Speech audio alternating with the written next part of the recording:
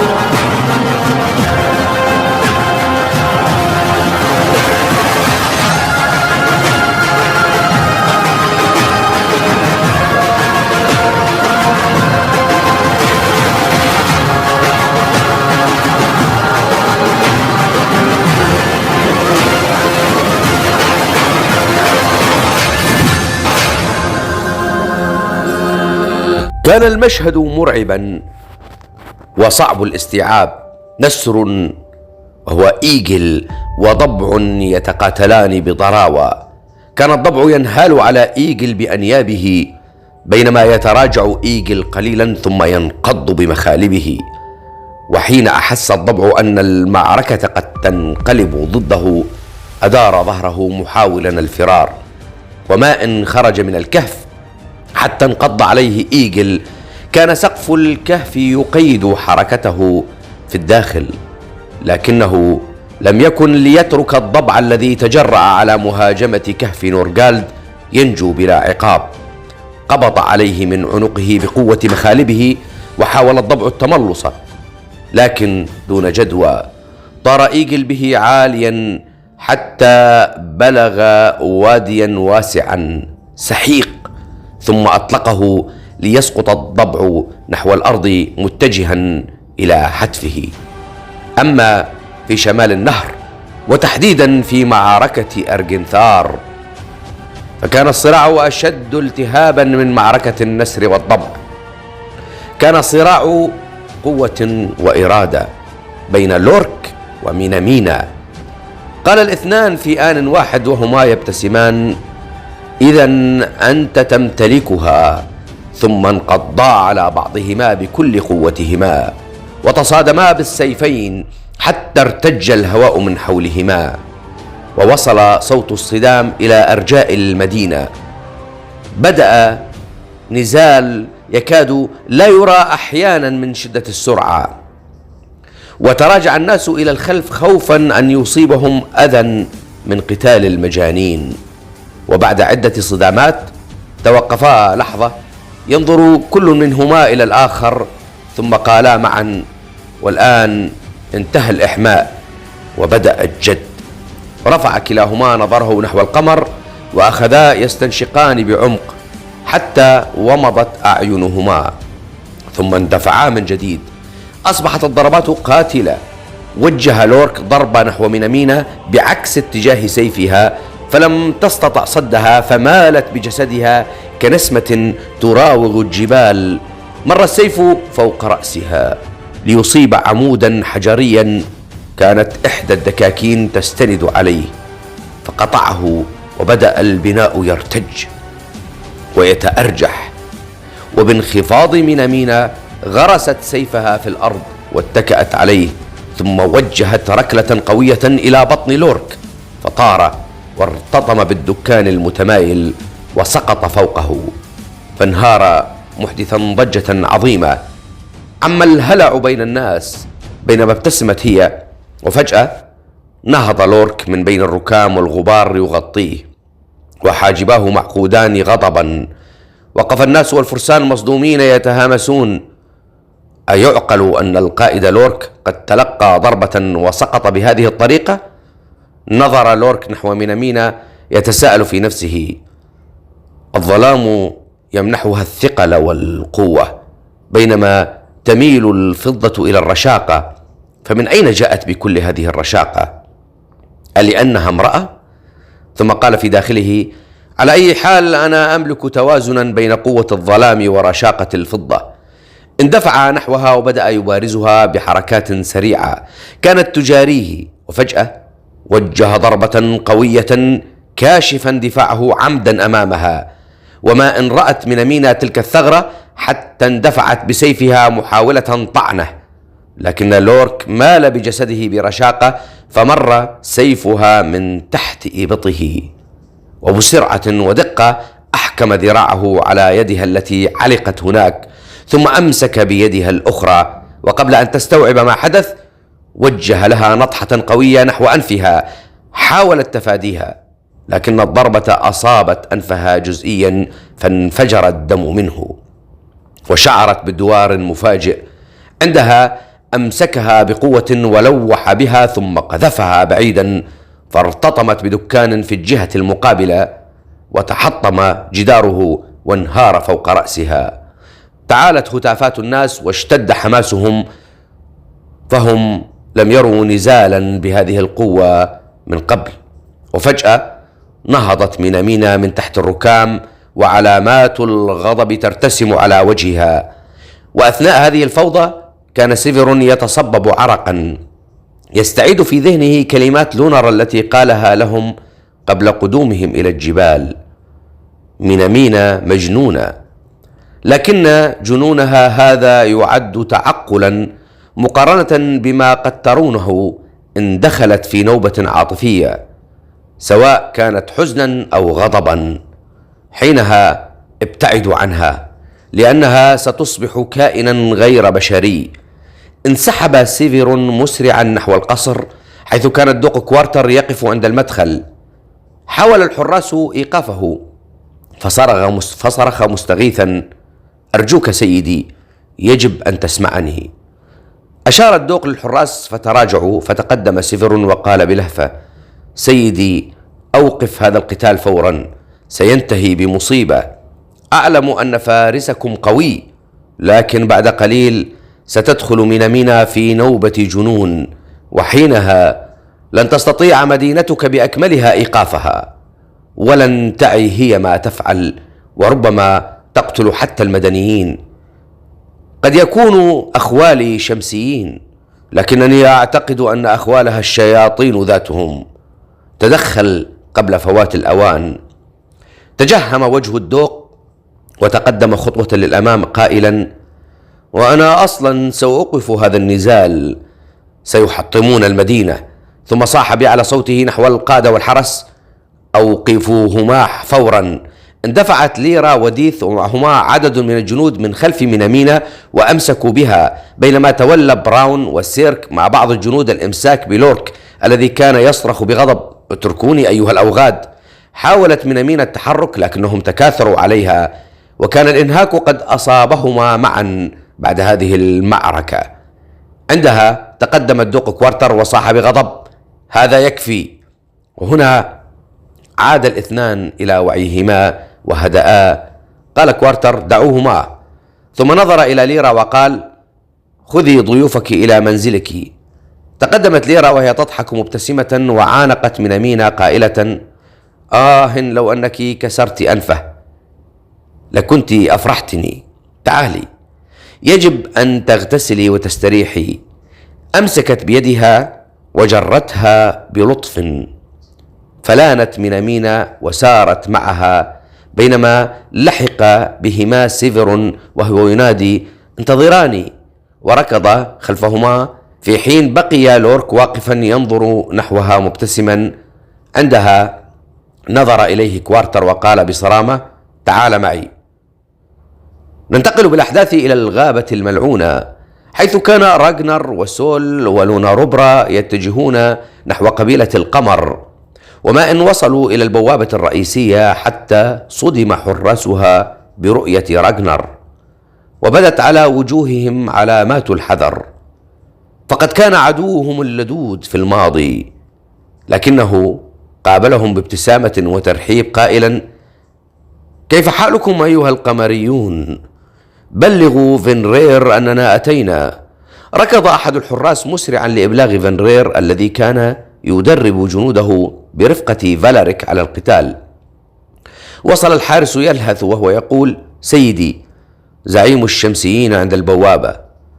ساد الذهول المكان، وهمس فينرير في داخله: هذا الغول أصبح غريبا منذ عودته.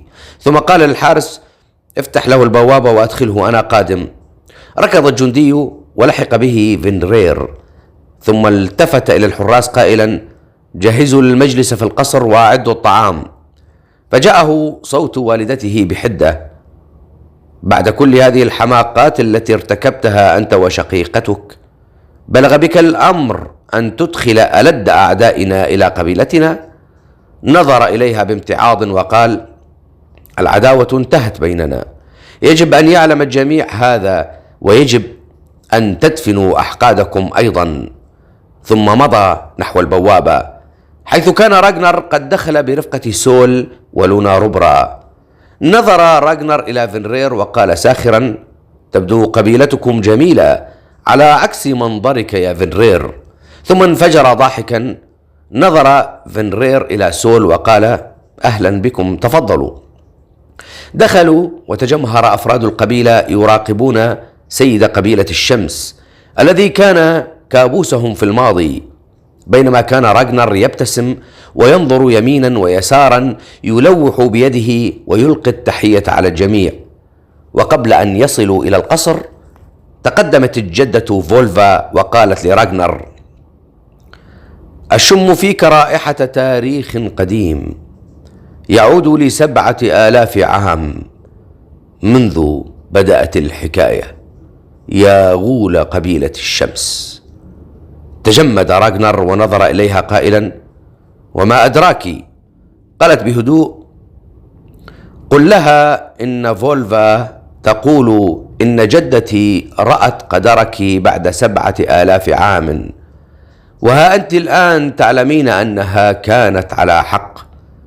قال لها: أقول لمن؟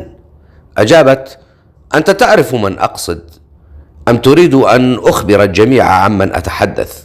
قال بسرعة: لا، قد فهمت.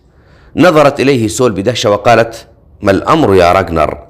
كان وجهه قد تبدل وأصبح ثقيلا، فقال: لا شيء. ثم دخلوا القصر الكبير، وفي الداخل جلس الجميع وبدأوا يتبادلون أطراف الحديث. انشغل فينرير بالحديث مع سول، بينما أخذ راغنر يتحدث مع القمريين الذين بدوا حذرين في كلامهم معه. ثم نظر راغنر إلى فالاريك وقال: أنت المقاتل الذي يتحدثون عنه؟ أجابه فالاريك: وماذا قالوا؟ قال راغنر: قالوا إنك ند لفينرير، ويستطيع أن يذهب ويترك القبيلة تحت إدارتك مطمئنا. نظر فينرير إليه وقال: ماذا تقصد يا راغنر؟ أجاب راغنر: عندما تذهب لقيادة إحدى الجيوش في المملكة الجديدة كما طلب العجوز فاروس. قال فينرير: هو قال إما أنا أو أنت. قال راغنر بثبات: وأنا أقول أنت، لدي عمل هنا. قال فينرير: ومن قال لك إنني متفرغ ولا أعمال لدي؟ قال راغنر: وما عملك؟ لا قتالات هنا. بالنسبة لي من يتجرأ ويهاجم قبيلتك سأقتله أنا. دع شقيقتك تدير أمور القبيلة. قال فينرير: وما عملك أنت؟ أجابه راغنر: سأخبرك حين تعود. جئت لأخبرك أنني لن أغادر الغابة حتى لو تمزقت فيها، ودخلت قبيلتك لتعلم أنه لم يبقى أحقاد ولا حروب، وشقيقتي ستذهب معك، وأحد قادة الهمج، ومجموعة فرسان من كل القبائل. ثم قال بنبرة احتفالية: والآن قدموا لنا شرابا احتفالا بهذا القرار. فوكزته إلفا بإصبعها وقالت: أيها الوغد، ألم أقل لك فلنذهب أنا وأنت؟ قال راغنر: أنت لن تذهبي للقتال، بل سعيا وراء من تحبين، وهذا سبب بقائي. قالت بدهشة: ماذا تقصد؟ قال لها: أنا أيضا سأبقى في الغابة سعيا وراء عشقي. نظرت إليه بامتعاض وقالت: وهل جبل مثلك يمتلك قلبا للعشق؟ ابتسم وقال: ذاك الجبل قد دك وغدا مرجا من الورود. ننتقل بالأحداث إلى الجبال الملعونة شمال النهر في مدينة أرغنثار، حيث دخل لورك القصر وكان الدوق كوارتر وبقية القادة بانتظاره. نظر كوارتر إلى لورك وقال بجدية: قل لي إن تخميني ليس في مكانه، إنها تمتلك إحدى القلادات الأسطورية. أجاب لورك: نعم، إنها القلادة السوداء. قال كوارتر وقد بدت الدهشة على وجهه: هذا يعني أن الأساطير التي توارثناها صحيحة. رد لورك: من يدري، علينا أن نسألهم، فهذه أول مرة نقابل لوناريين من خارج أراضينا. أضف إلى ذلك أنها قالت إن رجلا قمريا سيأتي أيضا، وحسب ما ذكرت فقد بقي يقاتل الغيلان. من يعلم أي قوة يحملها ذلك الرجل؟ قال كوارتر: اذهب واستطلع الأمر. لقد ذهبت مع زوجتك، وإياك وافتعال المشاكل، فهي تبدو غير متزنة عقليا. أجاب لورك: أعلم، مررت بهذه الحالة من قبل في البداية، لكنني سيطرت عليها. يبدو أنها لم تسيطر بالكامل على قلادتها. ثم خرج متجها إلى منزله، حيث كانت ليرا ترحب بمينامينا وسيفيرون. قالت ليرا لمينامينا: الماء أصبح ساخنا، يمكنك الذهاب للاستحمام. أجابت مينامينا ببرود: ومن قال لك إني أستحم بالماء الساخن؟ أريد ماء باردا. قال سيفيرون مبتسما: حسنا، أنا أفضل الماء الساخن، سأذهب أنا وأستحم. نظرت إليه مينامينا بازدراء وقالت: لم آذن لك أيها العبد الوضيع. ضحكت ليرا وقالت: أعلم أنه ليس عبدك، وكل هذا تمثيل. دعيه يستحم قبل أن يأتي لورك، لأنه سيغضب إن علم أن رجلا استحم في بيتنا، إنه غيور. مضى سيفيرون مسرعا وهو يتمتم: ما هذه الورطة؟ كنا مع مجنونة فأصبحنا مع مجنونين. وبعد برهة دخل لورك ونظر إلى مينامينا وقال: ألم يجلبوا لكم الطعام بعد؟ قالت له: اذهب وأحضره أنت، ألست المضيف؟ قال لها متحفظا: على رسلك، أتحسبينني ذلك الوغد الذي تدعين أنه عبدك؟ وفجأة خرج سيفيرون وهو ينشف شعره، فاشتعل غضب لورك وصاح: ماذا تفعل في منزلي أيها الشمسي؟ تجمد سيفيرون في مكانه وأكمل لورك: أتظن أنني لم أعرف أنك شمسي؟ ثم أخرج قلادته التي أضاءت بلون أصفر وقال: أخبريه يا مينامينا إن هذا الأمر لا يمكن أن يخفى على أمثالنا. ثم نظر إلى شعر سيفيرون المبتل وصاح: وتستحم في منزلي وبحضور زوجتي أيضا؟ وقفت ليرا بينهما وقالت بحدة: ما بك يا لورك؟ إنه ضيفنا. قال: لكن، فمدت يدها وأمسكته من أنفه قائلة: عندما أقول يكفي فهذا يكفي، دعهم يحضرون الطعام. احمر وجه لورك خجلا وقال: لا تفعلي هذا أمامهم يا ليرا. قالت بابتسامة: إنهم غرباء عنا ولن يخبروا أحدا. تنهد وقال: حسنا، ثم خرج. وبعد قليل دخل لورك يرافقه بعض الأشخاص يحملون الطعام. وضعت المائدة ثم أعدت مائدة خاصة بسيفيرون. نظر لورك إليه وقال بصرامة: أنت اجلس هناك وحدك وكل. نظرت إليه ليرا بعتاب، فقال مدافعا عن نفسه: لا تنظري إلي هكذا، يكفي أنني لم أجعله يأكل خارج المنزل وحده. وبدأوا يتبادلون أطراف الحديث. قال لورك لمينامينا: هذه أول مرة أقابل شخصا يحمل إحدى ميداليات القمر الأسطورية. قالت بهدوء: بما أنك تحمل ميدالية أسطورية مثلي، هل هناك شخص يحمل سيفا أسطوريا؟ قال: سمعت عن وجود سيوف أسطورية لكنني لم أقابل من يحملها. وأنت هل قابلت أحدا؟ قالت: أتقصد قلادة أم سيفا؟ قال: القلادة. أجابت: الشخص الذي قلت لك إنه سيأتي قريبا يمتلك ميدالية أسطورية أيضا. صدم لورك من طريقة حديثها وكأنها تتكلم عن أمر عادي. قال: لكن حسب ما أعرف عدد الميداليات الأسطورية 7، إنها نادرة جدا. قالت: نعم. قال متابعا: والسيف الأسطوري هل سبق ورأيته؟ قالت: نعم، أحد السيوف مع أخي. تجمد لورك في مكانه وقال في نفسه: إنهم غير عاديين. ثم سألها: وكيف انتهى بكم المطاف هنا؟ قالت ببرود: عندما يأتي لونر سيخبركم. كف عن أسئلتك ودعني آكل، أو قم واذهب وكل مع ذلك الشمسي. قال لها محذرا: إياك أن تخبري أحدا أنه شمسي، سيمزقونه. قالت بلا اكتراث: لا يهمني أمره، مزقوه. ابتسم وقال: هذا جيد، هكذا أستطيع قتله دون أن تغضبي. نظرت إليه وقالت بجدية: لكن إن قتلته سيقتلني لونر ويقتلك معي. هذا الشخص يمتلك عقلا يفوق جبالكم وسيكون نافعا. ثم أضافت: عموما عندما يأتي لونر أبلغوني وجهزوا لي وله مسكنا. ننتقل بالأحداث إلى مملكة الشمس، إلى العاصمة، وتحديدا إلى المنارة، حيث كانت إحدى القاعات العلمية الخاصة بجناح الطب تعج بالطلاب الجالسين بانتظار قدوم المعلم. كان أورين ينظر خلسة نحو فريدا، لكنه كلما التقت عيناه بعينيها أخفض رأسه وغض بصره. ابتسم بيورن وقال له ساخرا: ما بك خجول كالفتيات؟ أأنت معجب بها أم خائف منها؟ رد أورين بانزعاج: هل أنت أحمق؟ أتظنني سأعجب بفتاة غريبة؟ ضحك بيورن وقال: إذا أنت خائف منها. قال أورين بصوت منخفض: بل خائف من خالك، ويبدو أن هذه الفتاة تعني له شيئا. وفجأة دخل المعلم فعم الصمت أرجاء القاعة. قال وهو يتقدم: عنوان درسنا اليوم هو الأمراض النادرة. معظم هذه الأمراض تكون عضالا ويصعب شفاؤها.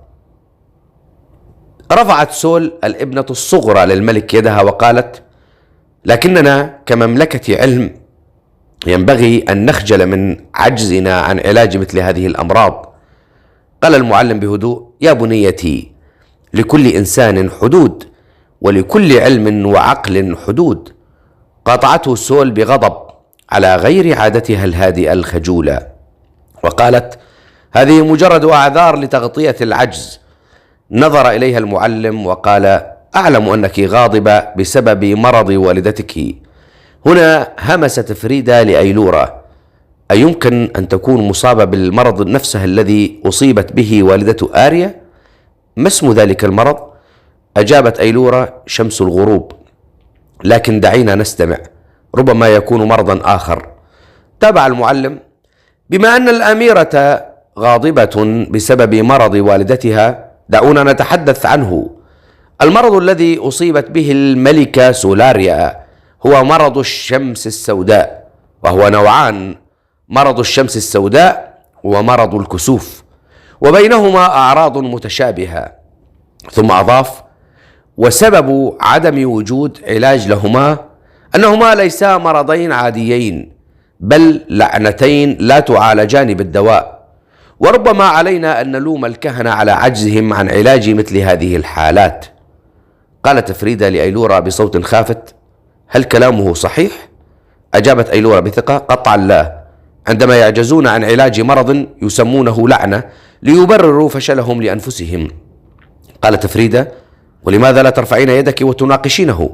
قالت أيلورا بتردد: لا أستطيع. قالت فريدة بحزم: جربي. تنهدت أيلورا وقالت: منذ قدومي إلى هنا وهم يتجاهلونني ولا يسألونني. قالت فريدة: لا تكوني ضعيفة، كوني قوية وأثبتي نفسك. وفجأة جاء صوت المعلم صارما: أنتما في آخر مقعد، لماذا تثرثران أثناء الدرس؟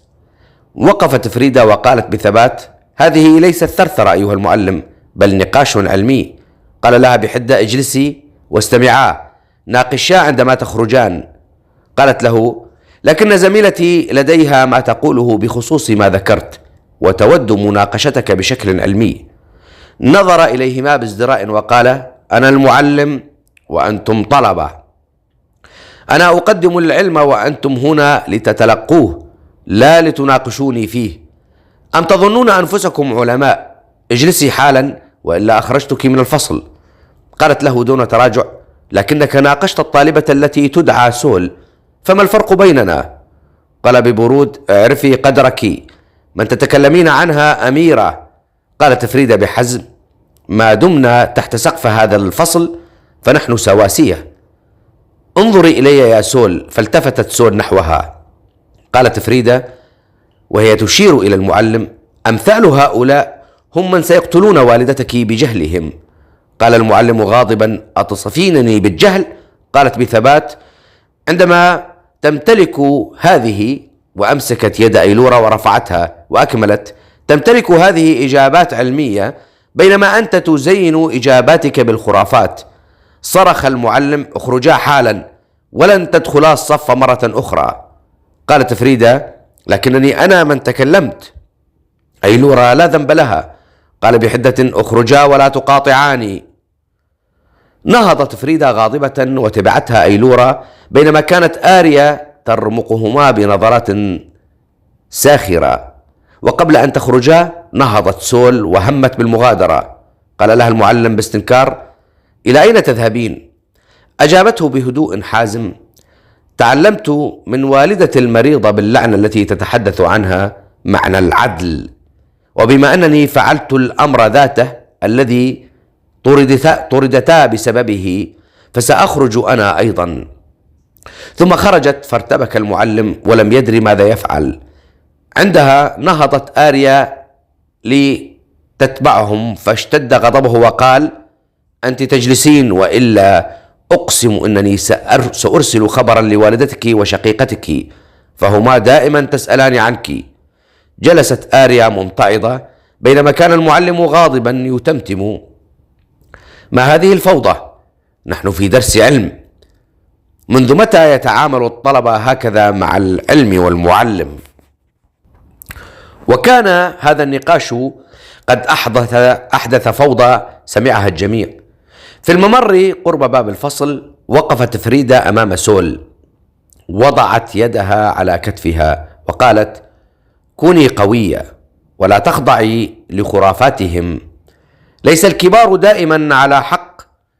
أعلم أنك ربما لا تطيقين أيلورا، لكن عليك أن تتعلمي منها، فقصة والدتك تشبه قصة والدتها. ثم التفتت نحو أيلورا وقالت: هل تستطيعين علاج والدتها؟ ارتبكت أيلورا وتلعثمت، وقبل أن تجيب جاء صوت صارم يقول: لماذا أنتن خارج الفصل؟ ما هذه الفوضى؟ تجمد المعلم عند سماع الصوت. التفتت فريدة ثم ابتسمت، فقد كان المتكلم كوكب الطب الموقرة هيجيا. تفاجأت وقالت: أهذا أنت يا فريدة؟ وانحنت حتى أصبحت بمستواها وبدأت تداعبها قائلة: أرى علامات الغضب على وجهك يا كوكبنا المدلل. ثم التفتت ونظرت إلى سول وقالت: ألست أنت الأميرة سول؟ ما الذي تفعلنه خارج الفصل؟ قالت فريدة وهي تنظر إلى المعلم: ظننت أنه درس علمي عن الطب، فإذا به يعزو كل مرض يعجز عنه إلى اللعنات. ارتبك المعلم مصدوما في البداية، خشي أن تغضب هيجيا لخروج الأميرة سول، لكنه صدم باعتنائها بفريدة وبدأ يبتلع ريقه الجاف.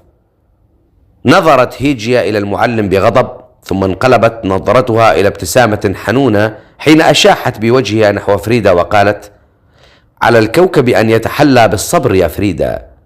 ربتت على كتفها ثم احتضنت الثلاثة وقالت: هيا ادخلنا الفصل، وسنتحدث عن هذا الأمر عندما نلتقي يا فريدة. أم أنك لن تدعينني إلى منزلك مرة أخرى؟ دخلت الثلاث، ثم أشارت هيجيا بإصبعها إلى المعلم إشارة مفهومة: تعال.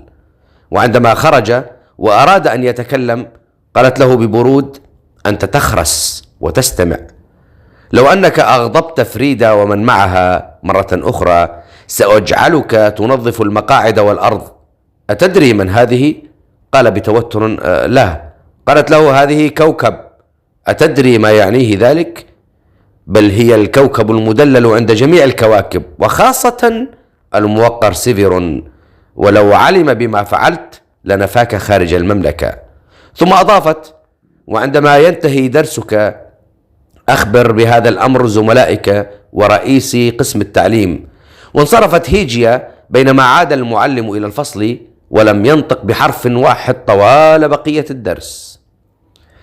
ننتقل بالأحداث إلى الجبال الملعونة شمال النهر في مدينة بيترا، حيث حل النهار بظلامه بعد أن أشرقت الشمس الحمراء عند بوابة المدينة. كان لونر يستعد للخروج بحثا عن رفاقه. قال له جراند: عد إلى هنا متى تشاء.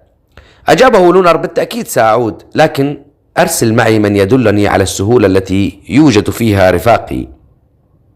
قال جراند: لن يسمحوا لك بالدخول، فأنت قمري. سأله لونر: وما الحل؟